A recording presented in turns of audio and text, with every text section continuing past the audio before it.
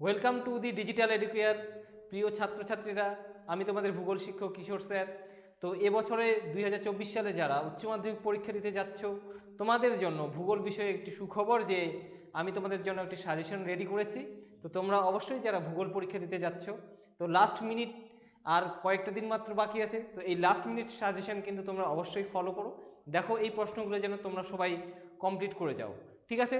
তো দেখে নেই চ্যাপ্টার ওয়াইজ আমি কি কি প্রশ্ন সাজিয়েছি, তোমরা সবাই সুন্দর করে লিখে রাখবে এগুলো, ঠিক আছে? দেখো প্রথম অধ্যায় থেকে চ্যাপ্টার ওয়ানে যে আমি দিয়েছি, ঠিক আছে?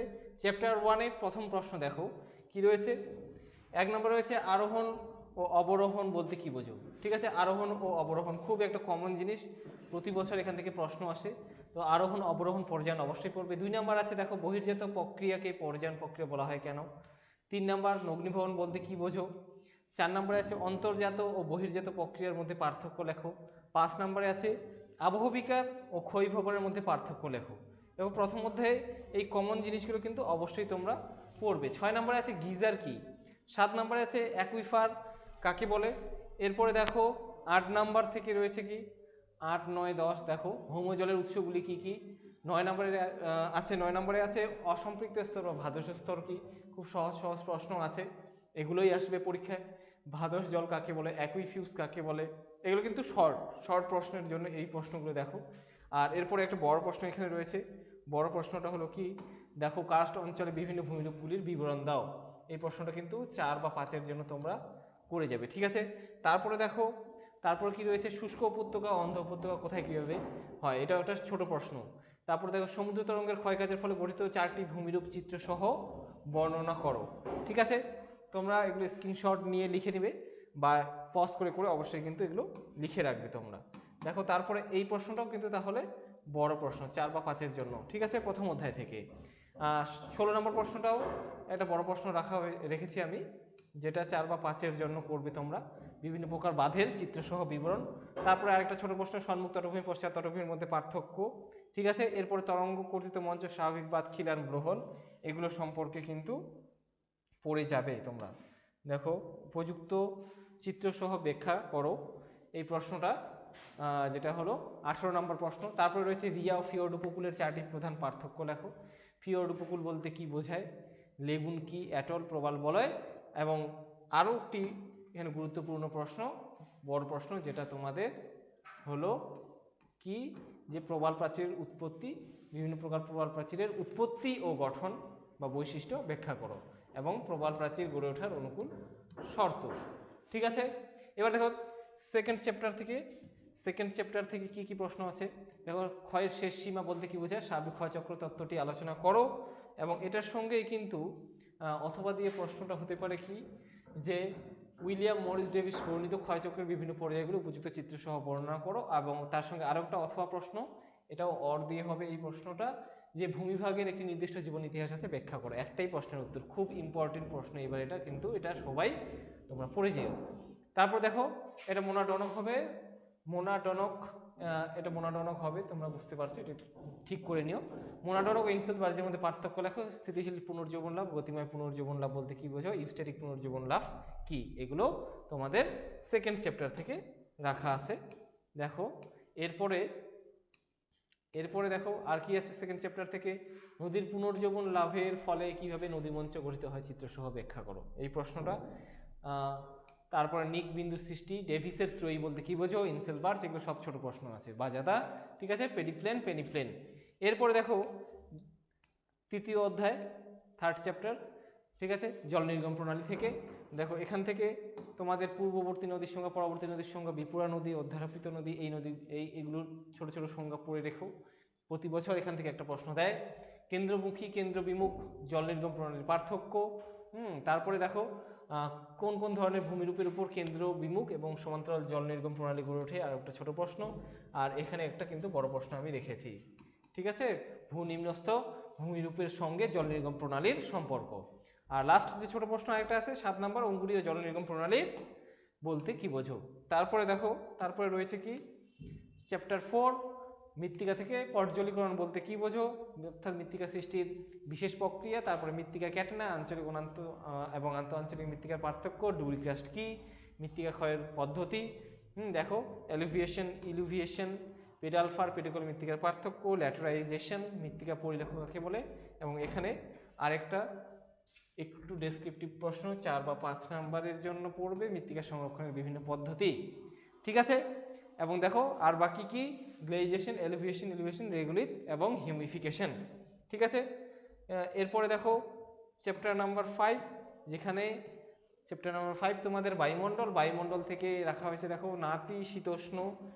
নাতিশীতোষ্ণ ঘূর্ণবাতের জীবনচক্র উপযুক্ত চিত্র সহ ব্যাখ্যা করো। এটা কিন্তু বড় প্রশ্ন। ঠিক আছে, চ্যাপ্টার 5 থেকে 1 নম্বর প্রশ্ন। তারপরে প্রশ্ন হলো ক্রান্তীয় ঘূর্ণপাতের উৎপত্তি ও গঠন, এই দুটো বড় প্রশ্ন এখান থেকে আছে, এবং ঘূর্ণবাত প্রতি ঘূর্ণবাতের পার্থক্য, এটা কিন্তু পার্থক্যটা খুবই সোজা। তার সঙ্গে এরপরে আর কি রয়েছে দেখো এই চ্যাপ্টার থেকে, যেটা ইম্পর্টেন্ট প্রশ্ন এই বছরে 20 নম্বর প্রশ্ন, সেটা হলো কি ক্রান্তীয় এবং নাতিশীতোষ্ণ ঘূর্ণবাতের পার্থক্য। ঠিক আছে, তারপর আবার কিছু 2 নম্বরের জন্য প্রশ্ন রেখেছি। দেখো এমসিকিউ এসিকিউ রাখা সম্ভব না, তোমরা যারা ভূগোল তোমাদের আছে তোমরা ভালোভাবেই জানো। তো এখানে কিন্তু সব লেজুর প্রশ্ন যে বড় প্রশ্নের সঙ্গে আসতে চলেছে, এবং যে বড় প্রশ্নগুলো আসার সম্ভাবনা আমি খুব বেশি দেখতে পাচ্ছি, সেই প্রশ্নগুলোই নিয়ে এসেছি। ঠিক আছে, তো তোমাদের টেক্সট বই কিন্তু অবশ্যই ভালোভাবে পড়তে হবে, তার সঙ্গে এই প্রশ্নগুলো কিন্তু তোমরা অবশ্যই দেখে যেও। ঠিক আছে, বায়ুপুঞ্জ দেখো, তারপর রশ্মি তরঙ্গে এল নিনো লা নিনোর মধ্যে পার্থক্য, আকাশ সংবহন, ইয়ানেসো মোনেক্স। এবার মৌসুমী বায়ুর উপর জেট বায়ুর প্রভাব, এটা কিন্তু 3 নম্বরের জন্য পড়বে, এবং এল নিনো ভারতীয় মৌসুমী বায়ুকে কীভাবে নিয়ন্ত্রণ করে, এটাও 3 মার্কসের একটা প্রশ্ন। ভূমধ্যসাগরীয় জলবায়ু ক্রান্তীয় মৌসুমী জলবায়ুর পার্থক্য পড়লে তোমরা বৈশিষ্ট্য ওখানে পেয়ে যাবে, তো এটাও কিন্তু একটু বড় করে পড়ে নিও।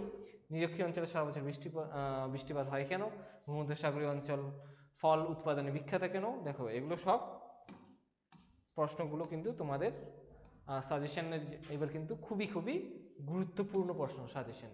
দেখো আইটিসি জেট 4 o'clock রেন, এবার এই প্রশ্নটা আরেকটা বড় প্রশ্ন এখান থেকে পড়বে, স্বাভাবিক উদ্ভিদ এবং জলবায়ু থেকে যে জাঙ্গল উদ্ভিদের শ্রেণীবিভাগ করো, এবং বিভিন্ন প্রকার জাঙ্গল উদ্ভিদের অভিযোজনগত বৈশিষ্ট্য এবং লবণাম্বু উদ্ভিদের অভিযোজনগত বৈশিষ্ট্য দেখো।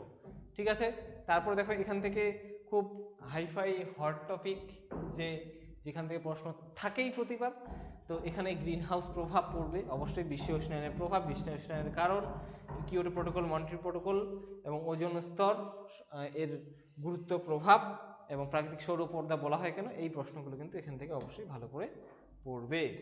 তারপরে দেখো চ্যাপ্টার নাম্বার 5 যেটা জীববৈচিত্র্য, সেখান থেকে তোমাদের প্রশ্ন হচ্ছে জীববৈচিত্র্যের সংজ্ঞা। ঠিক আছে, red data book, green data book খুব ইম্পর্টেন্ট। ক্রান্তীয় অঞ্চল জীববৈচিত্র্য সমৃদ্ধ কেন, তারপর জৈব বৈচিত্র্য বিনাশে মানুষের ভূমিকা, জিনগত প্রজাতিগত বৈচিত্র্য সম্বন্ধে টিকা লিখতে বলা হয়েছে এখানে, জীববৈচিত্র্য সংরক্ষণের প্রয়োজনীয়তা, এক্সিটু ইনসিটু সংরক্ষণের পার্থক্য, জীববৈচিত্র্যের গুরুত্ব, আন্তঃক্ষেত্রীয় সংরক্ষণ বা ইনসিটু সংরক্ষণ কাকে বলে, এবং বহিঃক্ষেত্রীয় সংরক্ষণ বা এক্সিটু সংরক্ষণ কাকে বলে। ঠিক আছে, বিলুপ্ত প্রজাতি, ইকোট্যুরিজম, এই ছোট ছোট প্রশ্নগুলো কিন্তু অবশ্যই তোমরা পড়ে যাবে, আলফা বিটা গামা। ঠিক আছে, তারপরে দেখো চলে আসলো এখানে আর 3টে প্রশ্ন এই চ্যাপ্টার থেকে রাখা হয়েছে। দেখো ভারতের জীববৈচিত্র্য হটস্পটগুলোর নাম, রেড ডেটা বুক এর গুরুত্ব কি, ব্ল্যাক ডেটা বুক কি।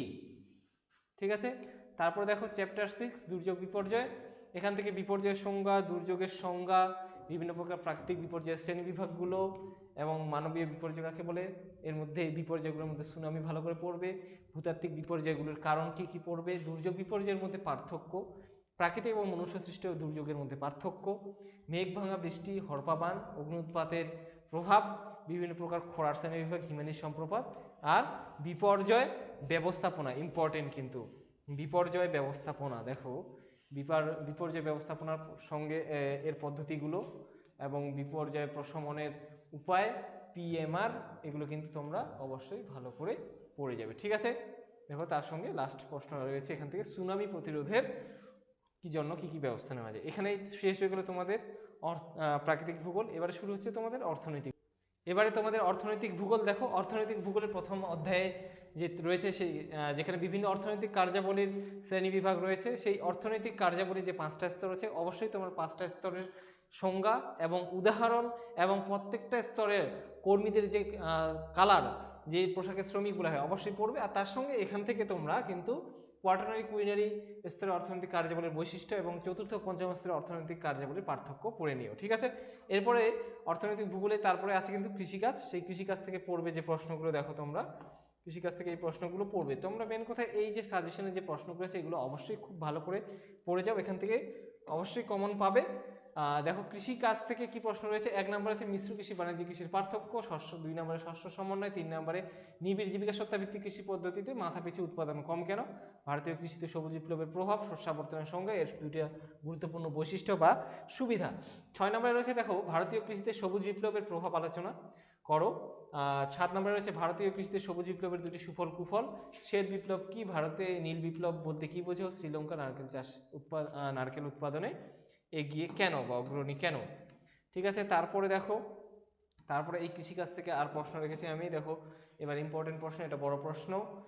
এর আগের প্রশ্নটাও বড় প্রশ্ন ছিল যে দক্ষিণ ভারত কফি চাষের উন্নতির কারণ, দক্ষিণ ভারতে কফি চাষের উন্নতির কারণ। এই প্রশ্নটা দেখো ওখানে ছিল তোমাদের বায়ুমণ্ডল চ্যাপ্টারেই ছিল, আবার এখানে দেওয়া আছে এই চ্যাপ্টারেও, এখানে এই প্রশ্নটা আছে।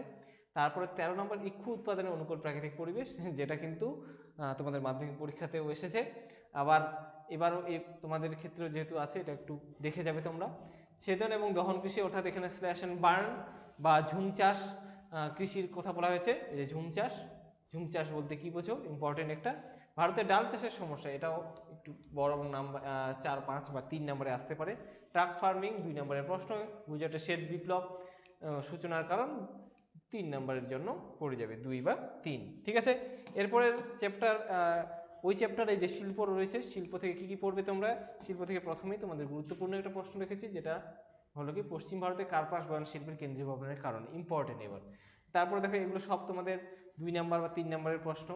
এরপরে কিন্তু তোমাদের রয়েছে দেখো এখানে বড় প্রশ্ন রেখেছি আবার 10 নম্বরে একটা, যে ভারতের রেডিমেড পোশাক শিল্প সম্পর্কে সংক্ষেপে আলোচনা করো। ভারতের খাদ্য প্রক্রিয়াকরণ শিল্পের সম্ভাবনা, এটা 3 নম্বরের জন্য পড়বে তোমরা। আর রেডিমেড পোশাক শিল্প সম্পর্কে এটা 4 বা 5-এর জন্য পড়বে। ভারতে গবাদি পশুর সংখ্যা সর্বাধিক থাকা সত্ত্বেও এই দেশ দুগ্ধ উৎপাদন বা দুগ্ধ প্রক্রিয়াকরণ শিল্পে উন্নতি লাভ করেনি কেন, 3 নম্বরের জন্য কিন্তু এই প্রশ্নটা পড়ে যাও, ঠিক আছে। এরপরে দেখো এরপরে কি রয়েছে, দেখো ব্রাজিলে রবার শিল্প গড়ে ওঠার সমস্যা, ব্রাজিলে রবার শিল্পেও সমস্যা, এটাও কিন্তু বড় প্রশ্ন একটা। তারপরে ওপেক, ওটি, ডাব্লিউটিও জলপথকে উন্নয়নের জীবনরেখা বলা হয় কেন, সুয়েজ খালের গুরুত্ব, পানামা খাল, এসিজেড এবং হীরক চতুর্ভুজ, এগুলো প্রশ্ন কিন্তু লেজুর প্রশ্ন বা ছোট প্রশ্নের জন্য কিন্তু করে যাবে 2-3-এর জন্য, ঠিক আছে। তারপরে জনসংখ্যা ভূগোল থেকে, জনসংখ্যা থেকে কি পড়বে, জনসংখ্যা থেকে অবশ্যই আদমশুমারি বা সেন্সাস পড়বে, জনঘনত্ব নির্ণয় কীভাবে করা হয়, জনঘনত্ব কাকে বলে, মানুষের জমি অনুপাত, দ্রুত জনসংখ্যা বৃদ্ধির কারণ, জনবিস্ফোরণ, এমিগ্রেশন, কাম্য জনসংখ্যার সংজ্ঞা এবং বৈশিষ্ট্য, জনসংখ্যা বৃদ্ধি কাকে বলে এবং মানব সম্পদ বলতে কি বোঝো, এই প্রশ্নগুলো এখান থেকে ইম্পর্টেন্ট। তারপর দেখো এর সঙ্গে আর কি আছে এখানে, জনাকীর্ণতা, জনস্বল্পতা, তার সঙ্গে রয়েছে মেধা প্রবাহ, বয়সলিঙ্গ পিরামিড এবং ইম্পর্টেন্ট একটা এখানে আরেকটা প্রশ্ন, যেটা হলো উন্নত উন্নয়নশীল দেশের জনসংখ্যা পিরামিডের পার্থক্য এবং পুশ ও পুল ফ্যাক্টর, ঠিক আছে। তারপরে জনবসতি থেকে অবশ্যই পড়বে গোষ্ঠীবদ্ধ জনবসতি গড়ে ওঠার 2টি প্রাকৃতিক কারণ, গ্রামীণ ও পৌর বসতির পার্থক্য, আদমশুমারি অনুসারে পৌর বসতি শ্রেণী বিভাগ, ইম্পর্টেন্ট এটা। তারপর নগর মহানগরের পার্থক্য, ভারতের নগরায়নের বিভিন্ন পর্যায়ে, নগরায়নের সমস্যা, নেক্রোপলিস, বিভিন্ন ধরনের কি ধরনের ভৌগোলিক পরিবেশে বিক্ষিপ্ত জনবসতি গড়ে ওঠে, এই প্রশ্নটা, ঠিক আছে। কার্যাবলীর ভিত্তিতে পৌরবসতির শ্রেণী বিভাগ, ঠিক আছে, এই প্রশ্নটাও ইম্পর্টেন্ট এবার কিন্তু, ঠিক আছে। তারপরে দেখো আঞ্চলিক পরিকল্পনা, লাস্ট চ্যাপ্টার তোমাদের, এই চ্যাপ্টার থেকে তোমাদের কিন্তু পিছন দিক থেকে তোমরা পড়া শুরু করতে পারো, এখান থেকে কিন্তু বড় প্রশ্ন একটা কম্পালসারি উত্তর করতে লাগে, তোমরা জানো তো, এখান থেকে কিন্তু এই প্রশ্নগুলো অবশ্যই করে যাবে। এবার যেটা সবথেকে গুরুত্বপূর্ণ প্রশ্ন সেটা হলো এই যে হলদিয়া বন্দর গড়ে ওঠার কারণ, তারপরে বেঙ্গালুরু ইলেকট্রনিক্স শিল্পে উন্নত কেন এবং কলকাতার সহযোগী বন্দর হিসেবে হলদিয়া বন্দরের গুরুত্ব, ঠিক আছে, এই প্রশ্নগুলো। আর বাকি এই যে মাইক্রো এবং ম্যাক্রো পরিকল্পনা, ক্ষুদ্র বৃহৎ পরিকল্পনা অঞ্চলের পার্থক্য, তারপরে পরিকল্পনা অঞ্চল কাকে বলে এবং স্থিতিশীল উন্নয়ন, ঠিক আছে, এই প্রশ্নগুলো কিন্তু অবশ্যই তোমরা খুব ভালো করে প্রিপেয়ার করে যাবে। তো এই ছিল আমার ভূগোলের সাজেশন। তো তোমরা যারা ভূগোলের পরীক্ষার্থী রয়েছে অবশ্যই এই সাজেশনটাকে কিন্তু ফলো করো, তোমরা তোমাদের বন্ধু বান্ধবের মধ্যেও শেয়ার করো, এখান থেকে কমন পেতে চলেছো। এবং সবার জন্য পরীক্ষার জন্য অনেক অনেক শুভ কামনা রইল। তোমরা সবাই খুব ভালো পরীক্ষা দেবে এবং অবশ্যই পরীক্ষার পরে জানিও কীরকম পরীক্ষা হলো তোমাদের। ঠিক আছে, ধন্যবাদ।